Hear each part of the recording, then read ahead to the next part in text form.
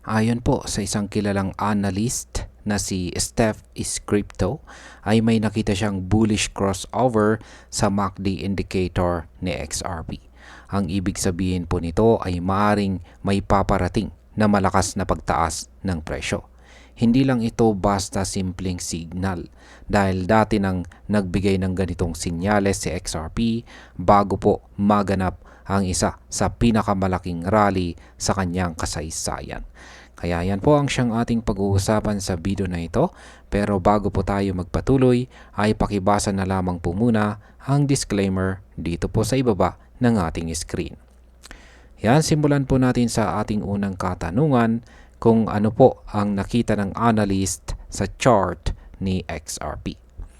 Sa pinakahuling daily chart ni XRP ay malinaw na may bagong development na agad na pinagtuunan ng pansin ng mga traders. Si Steph is Crypto ay nagpost po ng update tungkol sa XRP USDT trading pair mula po kay Binance kung saan makikita ang bullish crossover sa kanyang moving average convergence divergence or MACD indicator. Pero ano nga ba ang ibig sabihin ng bullish crossover na ito? Makikita po sa chart na ang MACD line ay tumawid pataas sa ibabaw ng signal line. Kasabay nito ay mula sa negative territory ay naging positive na ang histogram. Ang ganitong pagbabago ay malinaw na palatandaan na lumalakas po ang buying pressure kay XRP. Ayan, check po natin yung kanyang binahaging chart dito. Ayan po yung binahagi na chart ni Steph is Crypto. Ayan, at yung nasa ibawang bahagi na ito, ayan po yung MACD indicator. Ayan.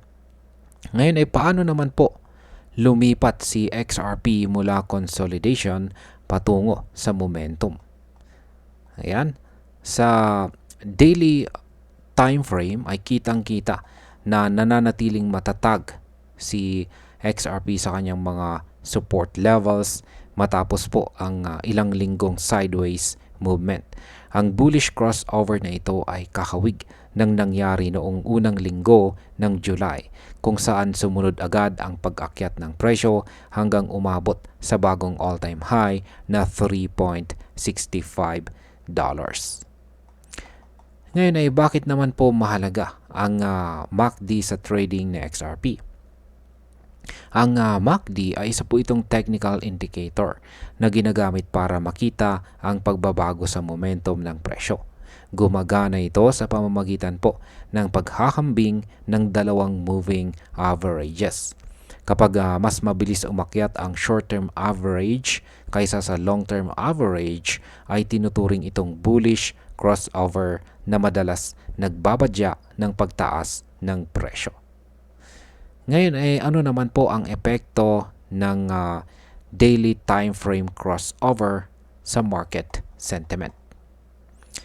Yan, kapag nangyari po ang crossover sa daily chart, ay mas matimbang ang signal na ito kumpara sa mga mas mababang time frame. Dahil dito ay mas nagtitiwala ang mga traders na ang galaw ng presyo ay hindi basta random fluctuation lamang.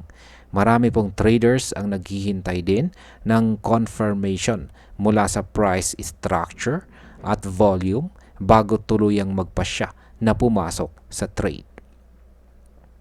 Ano naman po ang kasalukuyang market context ni XRP? Ang bullish flip na ito ay nangyari habang si XRP ay nasa gitna ng recovery phase matapos ang pagbaba ng presyo noong unang bahagi ng August. Sa kasalukuyan ay malaki po ang magiging epekto ng liquidity, order book depth at tiwala ng market kung hanggang saan makakarating ang kanyang momentum. Ano naman ang posibleng mangyari kung magpatuloy ang momentum? Kapag sinabayan ang bullish crossover ng pagtaas ng trading volume at pagbuo ng mas mataas na highs at lows, ay mas malaki po ang posibilidad na magpatuloy ang rally.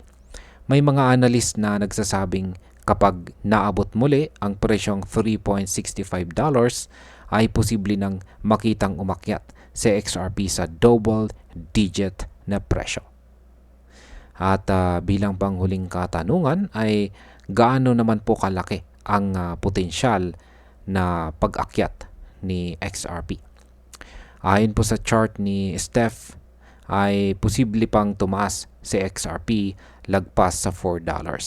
Kung mangyayari ito sa loob ng mga susunod na linggo ay maaari itong maging isang makasaysayang yugto para sa lahat ng XRP holders.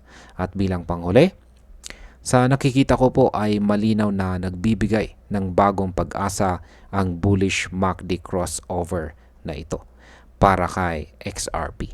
Kung susundan nito ang parehong pattern noong July, ay may posibilidad na makakita tayo ng panibagong all-time high.